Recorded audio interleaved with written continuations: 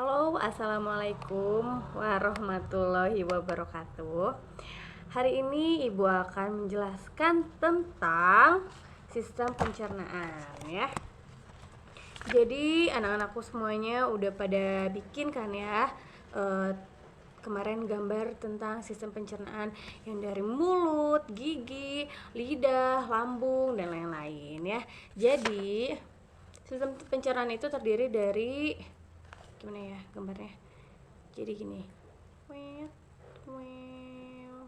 belum sih,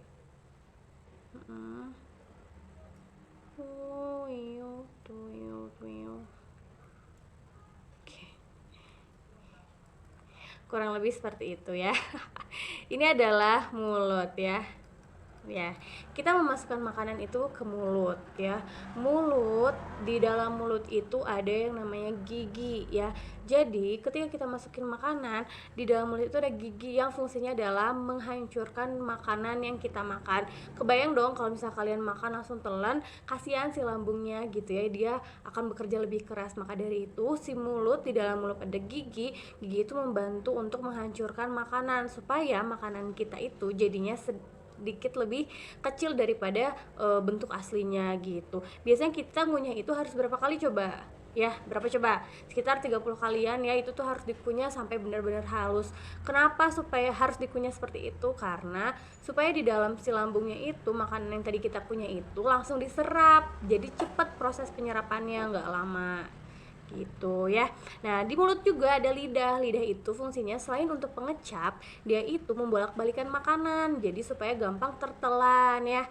Nah, ada juga ludah, supaya ludah itu dia kan sebagai pembasah supaya makanannya nggak seret, walaupun sebenarnya kita bisa minum ya. Nah, selanjutnya ada esofagus. Esofagus itu kerongkongan. Yang ini kerongkongan itu adalah jalan masuknya makanan. Ada kerongkongan, ada tenggorokan. Bedanya apa? Kalau kerongkongan itu adalah organ sistem pencernaan, kalau tenggorokan adalah organ sistem pernafasan, seperti itu. Nah, lanjut lagi, setelah dari kerongkongan itu langsung ke lambung ya.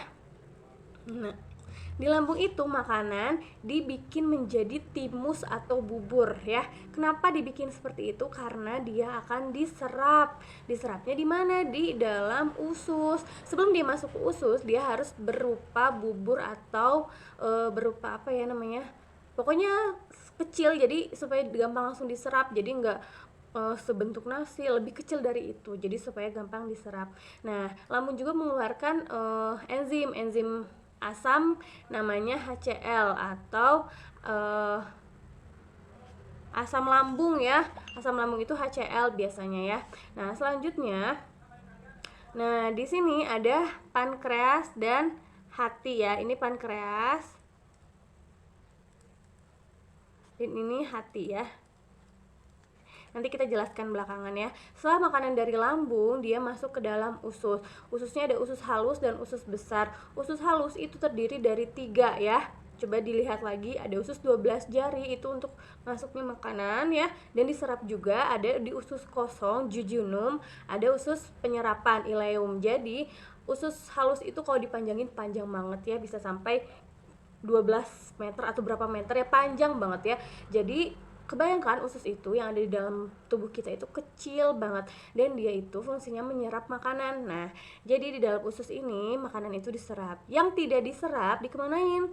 Nah, diterusin ke usus besar. Nah, di usus besar itu ada bakteri ya, namanya E. coli. E. coli itu Escherichia coli. Fungsinya adalah untuk membusukkan makanan. Jadi ketika kita makan sesuatu ya yang keluar dari dari tubuh kita itu ya bentuknya sudah dibusukkan. Tidak mungkin kita makan jagung keluar jagung juga kan, karena udah dikunyah, udah diserap.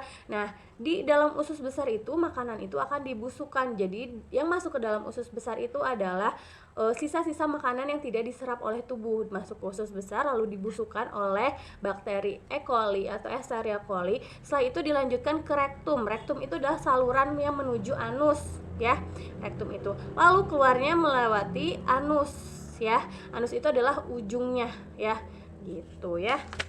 Nah, selanjutnya di sini ada yang namanya pankreas dan ada yang namanya hati. Apa pankreas itu? Pankreas itu adalah suatu organ yang membantu sistem pencernaan ya. Membantunya dengan cara gimana? Dengan caranya adalah dia mengeluarkan enzim. Enzim itu adalah sesuatu zat yang dapat mempercepat reaksi, ya. Jadi misalnya gini, ada karbohidrat akan menjadi glukosa, ya. Dia akan berubah menjadi glukosa, tapi waktunya akan sangat lama. Maka dari itu harus ditambah enzim, ya. Enzim contohnya enzimnya enzim petialin, ya, mengubah karbohidrat menjadi glukosa. Yang harusnya akan berubah dalam waktu 1 minggu, dengan adanya enzim dia akan berubah menjadi sangat cepat, sehingga makanan dapat langsung diserap oleh tubuh kita, gitu ya. Nah, selanjutnya, jadi pankreas itu adalah organ yang membantu sistem pencernaan, dia menghasilkan enzim. Yang selanjutnya adalah hati. Hati pun sama, dia adalah organ yang membantu sistem pencernaan dengan menghasilkan empedu. Empedu itu fungsinya adalah menetralkan racun, menyerap lemak, membantu asam lemak untuk dapat diserap dan lain-lain. Jadi, yang merupakan organ sistem pencernaan adalah mulut, kerongkongan, lambung, usus halus, usus besar, rektum, dan anus. Ya, itu harus dipahami ya. Nah, selanjutnya organ yang membantu sistem pencernaan itu ada 2, yaitu pankreas dan hati. Ya, sampai sini paham? Pasti paham ya. Kalau misalnya dijelasin berulang kali masih nggak paham, coba nanti diulangi-ulangi lagi ya videonya. Selanjutnya, di sini ada 3 ya. Ada 3 proses pencernaan secara ingesti. Ingesti itu adalah proses kita memasukkan sesuatu ke dalam mulut kita. Bisa menggunakan sendok, menggunakan tangan, menggunakan garpu atau sumpit. Itu namanya proses ingesti, ya. Nih. Ada 5 ya. Ada 5 prosesnya ya. Yang pertama ingesti, yang kedua pencernaan secara mekanik. Mekanik itu adalah sesuatu yang bergerak. Contohnya kita mengunyah ya. Mengunyah oleh gigi itu adalah proses mekanik, yaitu bergerak untuk menghancurkan sesuatu menjadi lebih kecil, ya begitu. Selanjutnya ada proses pencernaan kimiawi. Kimiawi itu yang di dalam lambung yang dibantu sama asam lambung, yaitu HCl, ya, supaya si makanan itu bisa langsung diserap. Jadi ada kimiawi juga dibantu oleh enzim yang tadi dihasilkan oleh pankreas ini ya. Selanjutnya ada proses penyerapan. Proses penyerapan ini adalah gerakan nutrisi dari sistem pencernaan ke sistem sirkulator dan limpatik kapilaris. Jadi di dalam usus kita itu ada pori-pori supaya si makanan itu dapat terserap sari-sarinya ke dalam tubuh, terserap ke dalam darah, diedarkan ke seluruh tubuh, masuk ke masuk ke organ-organ seperti tangan, kepala, kaki, dan lain-lain gitu ya.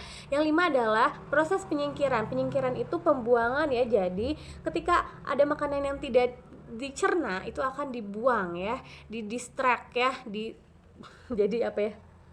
Ya, akan didistrak tuh, dihempaskan ya melalui proses yang namanya defikasi ya. Jadi kayak eliminasi gitu ya, dibuang melalui kotoran ya gitu. Jadi itu adalah organnya, dan tadi ada fungsi sistem pencernaannya, dan ada proses pencernaannya ada 5. Yang satu injeksi,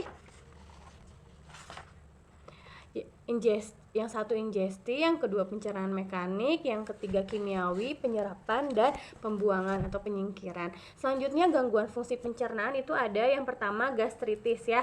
Pernah dengar gastritis? Ya, gastritis. Gastritis itu adalah penyakit asam lambung meningkat ya, atau nama lainnya itu MAH ya. MAH itu disebabkan oleh biasanya lambungnya itu karena kosong ya, jadi si HCl yang ada di dalam lambung itu keluar dan mengiritasi si asam lambungnya, jadinya perih gitu. Jadi kan di dalam lambung itu ada mukosanya ya. Nah, mukosanya itu menjadi tipis karena kita nggak dikasih makanan. Jadi si HCl itu fungsinya akan bekerja kalau di dalam lambung kita itu ada makanan. Ketika tidak ada makanan, si HCl itu akan mengikis si mukosa, jadinya MAH, jadinya perih. Makanya jangan sampai telat makan ya. Yang kedua ada penyakit yang namanya hepatitis. Ada yang tahu hepatitis apa? Mungkin di dalam hatinya sudah menjawab ya. Hepatitis itu adalah penyakit yang disebabkan oleh virus pada hati. Jadi biasanya itu karena keracunan makanan ya. Keracunan makanan atau terlalu banyak racun di dalam makanannya sehingga si tubuh itu tidak bisa mengeluarkan empedu yang cukup untuk menetralisir si racun-racun itu. Selanjutnya ada diare. Diare itu adalah iritasi pada selaput usus. Biasanya kan diare itu disebabkan oleh makanan-makanan yang pedas ya, pedas.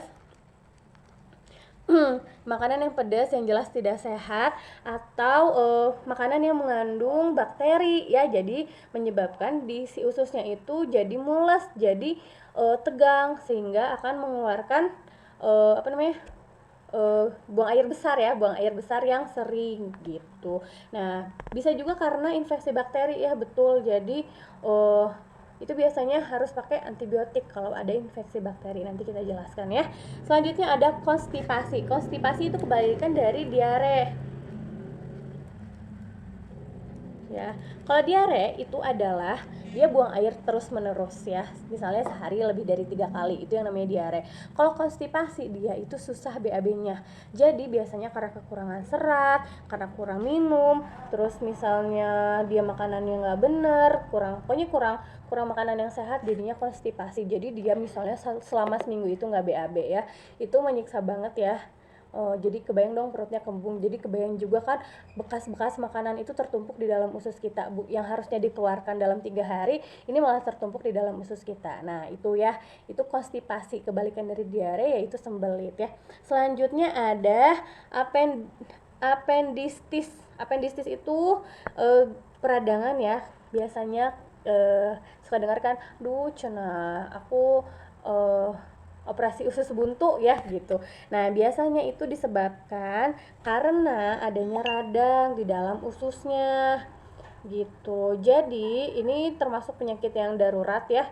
Darurat itu biasanya emang harus operasi usus buntu itu ya, harus dibersihkan atau dipotong malah ya gitu.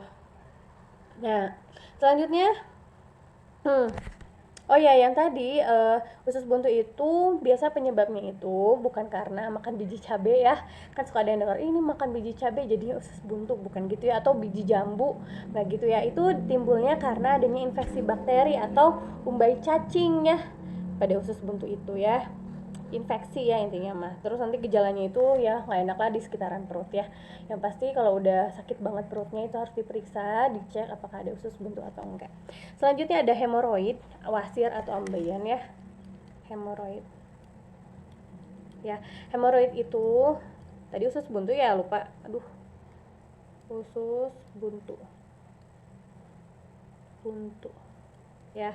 Tadi ada hemoroid. Hemoroid itu adalah semacam ada benjolan di sekitar anus, jadinya ambeien. Ambeien itu di luar anusnya itu ada benjolan, jadi susah duduk. Biasanya itu dialami oleh orang yang sering duduk terus, jarang beraktivitas, atau ibu hamil ya. Nanti itu kalau nggak salah kemarin pernah ada deh yang di sistem peredaran darah, coba ya dilihat lagi, nyambung kok ke situ ya. Selanjutnya mah itu mirip sama yang tadi gastritis ya, cuman bedanya mah itu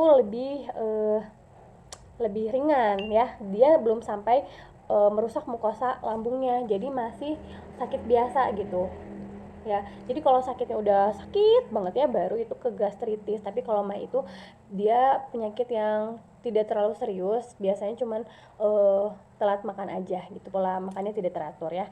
Selanjutnya ada yang keracunan ya. Keracunan itu terjadi karena bakteri ya.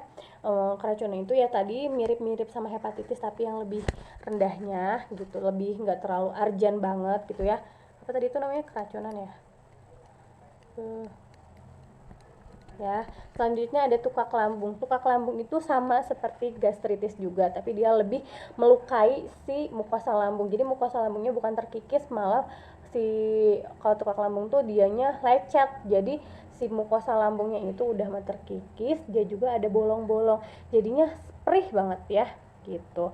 Selanjutnya ada malnutrisi atau kekurangan gizi. Ini banyak banget, biasanya karena kekurangan enzim pencernaan. Jadi makanan yang harusnya diserap sama tubuh malah dibuang, bukan diserap sama tubuh, jadinya tubuh kita ini kekurangan nutrisi. Biasanya ini gara-gara gangguan oleh pankreas. Jadi pankreasnya itu tidak menghasilkan si enzim dengan sangat banyak atau sangat cukup, sehingga tidak bisa menyerap si nutrisi ya. Sebagai contohnya ada penyakitnya kwashiorkor, ini kekurangan protein yang parah ya, umumnya menyerang anak-anak, jadi kayak busung lapar gitu ya, mirip-mirip itu ya. Jadi apa tadi, malnutrisi ya. Ya, jadi segitu. Tadi kita sudah bahas tentang sistem organ pencernaan dari mulut, kerongkongan, lambung, usus besar, usus halus dan usus besar, rektum dan anus. Ada organ yang membantu sistem pencernaannya. Ada pankreas dan ada hati. Dan kita membahas tentang 5 proses, apa judulnya? 5 proses pencernaan yang ada di dalam tubuh kita. Selanjutnya kita membahas 10 tentang penyakit yang terjadi di sistem pencernaan. Semoga dapat mengerti, dapat paham. Kalau belum paham silahkan diulangi lagi videonya. Kalau belum paham juga silahkan dibaca lagi bukunya, farmakologinya ya. Sekian pertemuan farmakologi untuk hari ini. Mudah-mudahan mudah dimengerti ya. Dengan adanya daring secara YouTube dan online ini, mudah-mudahan bisa memberikan kalian pemahaman yang lebih ketimbang hanya baca doang ya. Mudah-mudahan ini juga, tapi semoga ini semua bermanfaat dan kalian juga lebih rajin. Mohon banget untuk yang belum simak awal materi dari awal, silahkan masih ada waktu untuk disimak sebelum kita nanti ujian ya, karena sebenarnya kita nggak telat, cuman kalian aja kurang disiplin ya. Jadi masih ada waktu, silahkan ditoleransi. Yang belum menyimak silahkan simak, yang belum nulis silahkan ditulis. Pokoknya ibu kasih toleransi, tapi jangan terlalu sering ya, karena ini juga demi kedisiplinan kalian ya. Sekian dari ibu materi farmakologi hari ini. Assalamualaikum warahmatullahi wabarakatuh.